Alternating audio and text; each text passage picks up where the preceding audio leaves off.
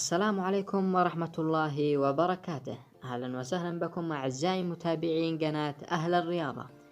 في هذا الفيديو سنتحدث عن حقيقة انتقال اللاعب المغربي حكيم زياش إلى نادي ريال مدريد الأسباني، لكن قبل البدء أرجو أن تدعمونا باشتراك وتفعيل زر الجرس لنستمر بتغطية الأخبار.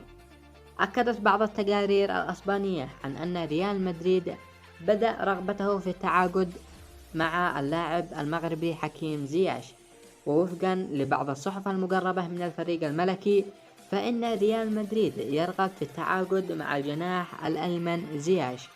وأضافت الصحيفة بأن زياش بإمكانه أن يلعب في أكثر من مركز، ووفقا للمعلومات فإنه سيتم التعاقد مع اللاعب حكيم زياش لمدة 4 سنوات وبمبلغ 50 مليون يورو. أتمنى إذا أعجبك الفيديو أن تدعمنا بلايك واشتراك في القناة وتفعيل زر الجرس لنستمر بنشر الأخبار الرياضية.